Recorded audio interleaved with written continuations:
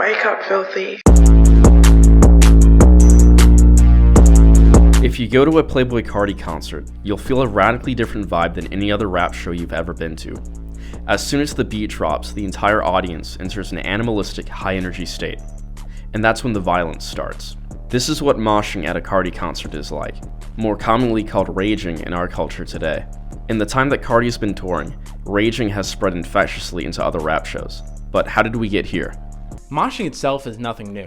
Its humble beginnings as a niche form of crowd expression can be traced back to the 1970s and through the 1980s. Punk bands such as Minor Threat, Bad Brains, Black Flag, and The Germs can be looked towards as really popularizing it within the hardcore punk scene. This already gives us a connection to Carti, as he said that these bands have influenced him. Alongside his Anarchy tattoo and the Bad Religion tattoo, another punk band, he's also been seen sporting vintage Black Flag merch, and references The Germs in his own merchandise. Through the 90s, new bands took inspiration from these older hardcore bands, and the sound evolved into grunge.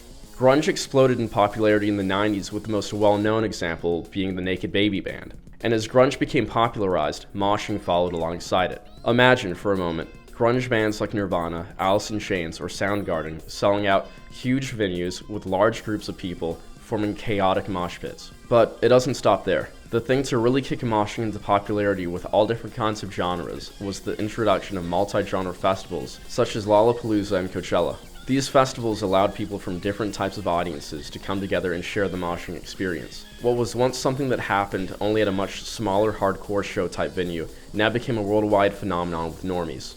I can remember it at Lollapalooza. I saw like maybe the most wicked pit of my life. Fast forward to 2016. The influence of hardcore and punk were commonplace in the underground rap scene, between fashion and sound, and had given us artists like XXXTentacion, Travis Scott, and A$AP Rocky, all bringing their own version of the darker and more alternative style of rapper to the table. Carti, however, stood out among his peers due to the consistent delivery of punk energy throughout the entirety of his image and sound. Looking at his clothes, album covers, his hard-hitting production, and even just his live shows, it was clear that Carti was more than just inspired by punk. He wanted to be punk. The following piece of footage is an excellent example of this. While not as punk as Gigi Allen, of course, Carti's making an homage to his influences in a sense. Fun fact, this piece of Carti history took place right here at the Tabernacle, right in Atlanta.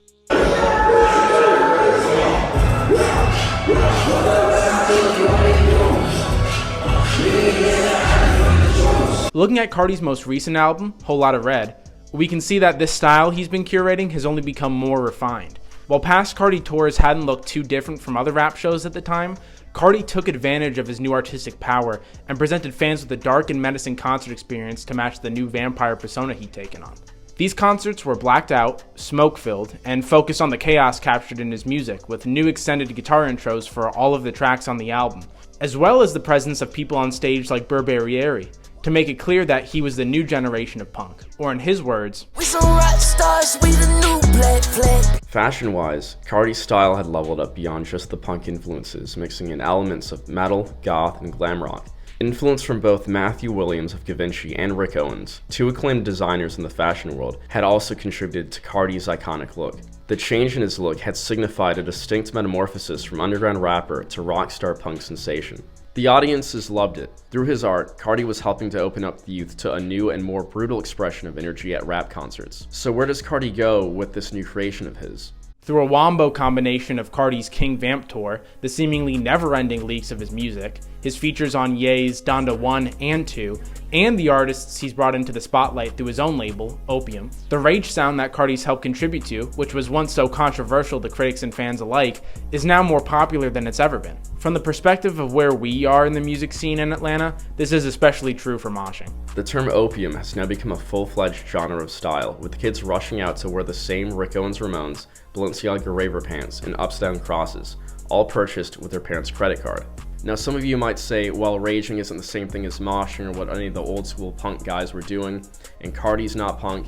And even if these things are true, what's interesting about the rage phenomena is that at the very least it's opening kids up to the idea that they don't have to be stuck in just one type of aesthetic or sound. I mean, he has kids that have only been listening to rap their entire lives, going to his shows wearing Norwegian black metal corpse paint. It seems that the culture is now moving into its heavier phase of 2000s nostalgia, with the sound and style of things like nu metal, like Deftones, and the fashion of that time, which we now see as Y2K, absolutely exploding on all platforms, like TikTok, where so many songs from the 2000s are becoming trending sounds, or apps like Depop or Brailled having Y2K as their top search.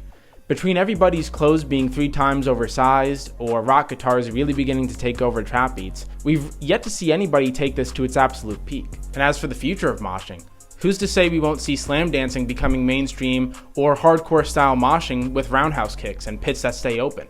Maybe these things will continue to cross genres even more now that seemingly every artist has a sound that's some sort of mix of genres.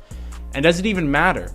Seeing that there's a community for every kind of style now, you're bound to find your people no matter what you're into. One can only imagine the implications this has for people who want to gatekeep their part of moshing culture. Some may argue that raging will make these lesser celebrated aspects of moshing more diluted and commercial.